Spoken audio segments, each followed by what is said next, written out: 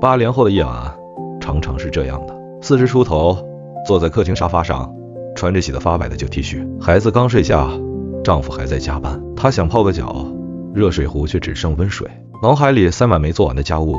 明天要交的報告，父母的体檢單和信用卡即将扣款的數字，她累得喘不過氣，卻連哭都不敢，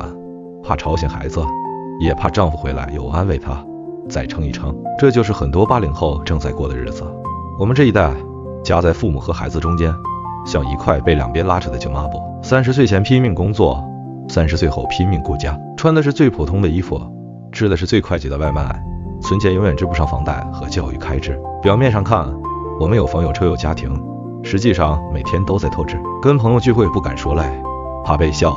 身在福中不知福。跟父母通電話總說我很好，怕他們擔心。跟孩子生气了也得馬上哄回來，因為怕留下陰影。我身邊好幾個80後朋友都是這樣活着，他們不敢生病，因為一場大病可能就把這些年辛苦築起的小家擊垮。他們不敢老去，因為不知道老了以後誰來照顧自己，又該用什麼方式告別這個世界。我們為什麼會活成這樣？一方面是時代的壓力，這一代人趕上了房價最高、教育成本最高、職場競爭最激烈的階段。父母那輩有單位分房、鐵飯碗，我們卻要自己打拼一切。另一方面，我們習慣了隱忍和付出，從小被教育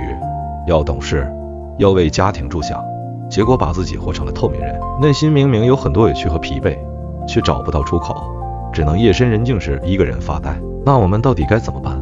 尤其當我們慢慢走向老年的時候，難道還要繼續這樣耗下去嗎？我最近和幾個同龄朋友聊完後，整理出了一套比較務實的養老想法，不是什麼高大上的方案，而是普通人能做到也願意接受的选擇。核心只有一个，把尊嚴和生活品質放在第一位，不要再委屈自己。第一，小病自己看，大病順其自然。感冒發燒就去社區醫院拿點藥，真正嚴重的大病不必非得拼命搶救，不是放棄，而是接受人生有終點，不想把最後的時間耗在醫院的冰冷病床上。第二，70歲以後不手術不化療不插管不進 ICU， 如果身體真的走到那一步，就讓它自然走完。與其在病床上痛苦的延長幾個月，不如在自己熟悉的家裡安靜的度過最後時光。第三，就算子女不在身邊，也不去養老院，最後的日子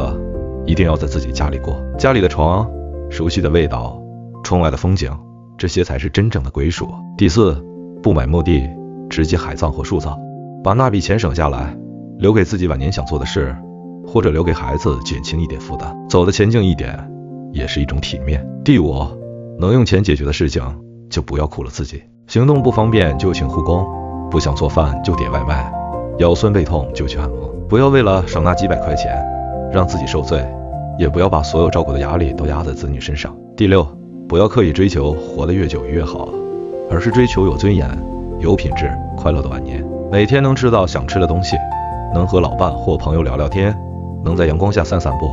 這就夠了。這些想法說出來可能會被一些人覺得太消極，但對我們這代人來說，其實是一種清醒的溫柔。我們這一生已經為別人付出了太多，到了最後總該為自己留一點從容。我有個好朋友，今年42歲，去年因為勞累過度住了2次院，出院後他跟我說，以前總覺得自己是家裡的頂梁柱，現在才明白，如果這根柱子先倒了，全家才真的完了。他開始學會對自己好一點，周末會關掉手機去公園走走，也開始和先生商量以後的養老計劃。他說現在想通了，與其到老了還在委屈自己，不如趁現在就把態度定下來，讓子女也清楚知道我們的底線。其實每個80後心裡都藏着一份脆弱，我們不敢說出口，是怕被當成抱怨，我們不敢停下來，是怕生活立刻崩塌。但真正的勇敢是學會在適當的時候為自己選擇一條有尊嚴的路。希望看到這篇文章的你，不管現在是35還是45，都能早一點想清楚，我們這一生不只是為了活下去，更是要活得像自己一點。當我們老去的時候，能在熟悉的家裡蓋着自己喜歡的被子，平靜地說一聲我這輩子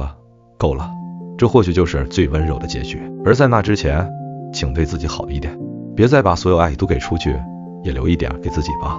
你值得。